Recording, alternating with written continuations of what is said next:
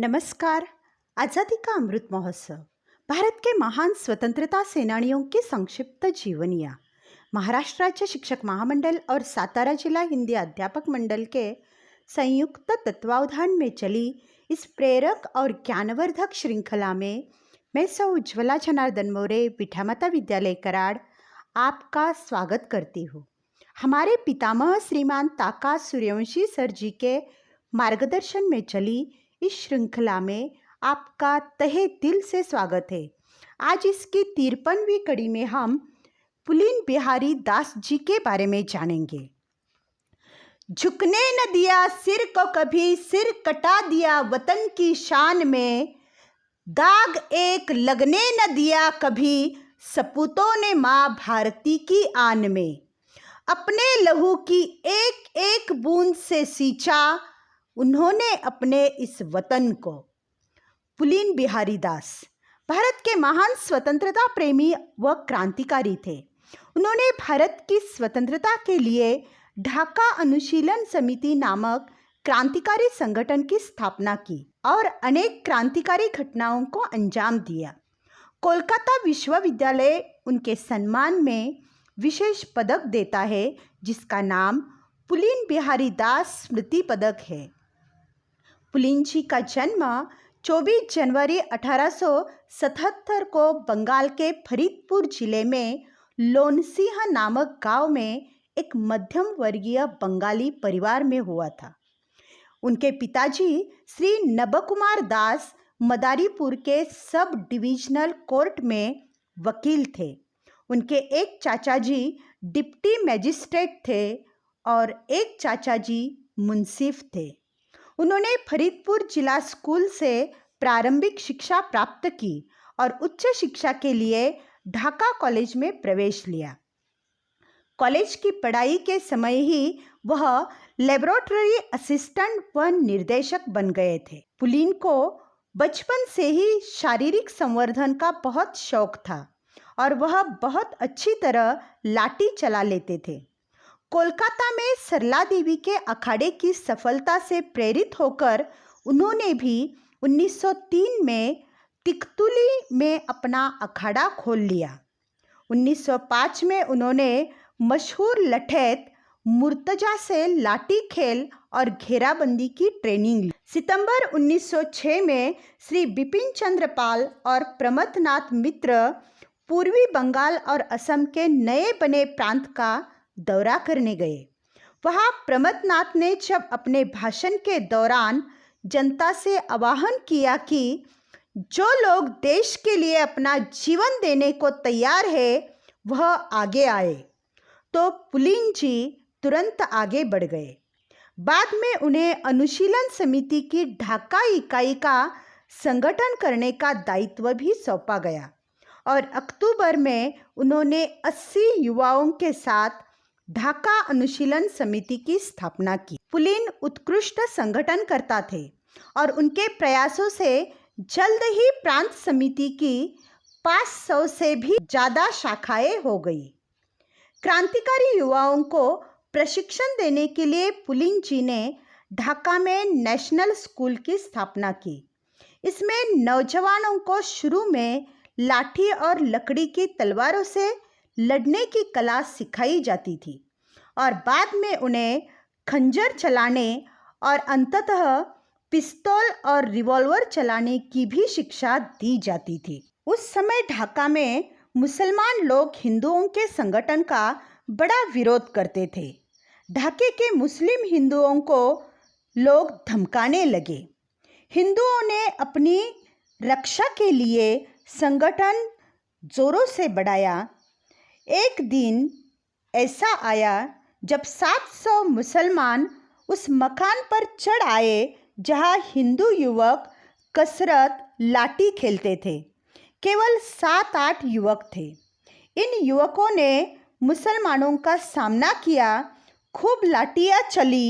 केवल 7-8 सिद्धहस्त बंगाली युवकों ने विराट मुस्लिम सेना को पीट कर रख दिया। इस लड़ाई के बाद पुलिन को गिरफ्तार कर लिया गया, लेकिन जो लाठी हमला करने वाले युवक थे वो गायब हो चुके थे और सबूतों के अभाव में पुलिस को पुलिन जी को छोड़ना पड़ा। इसके बाद पुलिन जी ने ढाका के दुष्ट पूर्व जिला मजिस्ट्रेट बासिल एलन की हत्या की योजना बनाई। 23 दिसंबर 1907 को जब एलन वापस इंग्लैंड जा रहा था तभी गोलंदो रेलवे स्टेशन पर उसे गोली मार दी गई, किंतु दुर्भाग्य से वह बच गया। धन की व्यवस्था करने के लिए सन 1908 के प्रारंभ में पुलिन बिहारी दास ने सनसनीखेज 12 डकैती कांड को अंजाम दिया था। इस साहसी डकैती को वीर युवकों ने अपनी जान पर खेलकर दिन दहाड़े डाला था और यह 12 के जमींदार के घर पर डाली गई थी, न कि गरीबों के घर। इससे प्राप्त धन से क्रांतिकारियों ने हथियार खरीदे। 1908 में अंग्रेज सरकार ने पुलिन बिहारी दास, भूपेश चंद्र नाग, श्याम सुंदर चक्रवर्ती, किशन कुमार, सुबोध मलिक और अश्विनी दत्त के साथ गिरफ्तार कर लिया और मोंटेगो मेरी जेल में कैद कर दिया। लेकिन अंग्रेज सरकार उन्हें झुका नहीं सकी और 1910 में सबूतों के अभाव में उन्हें जेल से रिहा कर दिया गया। जेल से रिहा होते ही वह दोबारा क्रांतिकारी गतिविधियों को तेज करने में लग गए। इस समय तक ढाका समूह कोलकाता समूह से अलग हो चुका था, परंतु अंग्रेज सरकार ने ढाका षड्यंत्र केस में पुलिन व उनके 46 साथियों को जुलाई 1910 को दोबारा गिरफ्तार कर लिया गया। बाद में उनके 44 अन्य साथियों को भी पकड़ लिया गया। इस केस में पुलिन को काले पानी की सज़ा हुई और उन्हें कुख्यात सेल्युलर जेल में भेज दिया गया। यहाँ उनकी भेंट अपने ही जैसे वीर क्रांतिकारियों से हुई, जैसे हेमचंद्र दास, बारिंद्र कुमार घोष और वीर विनायक दामोदर सावरकर जी।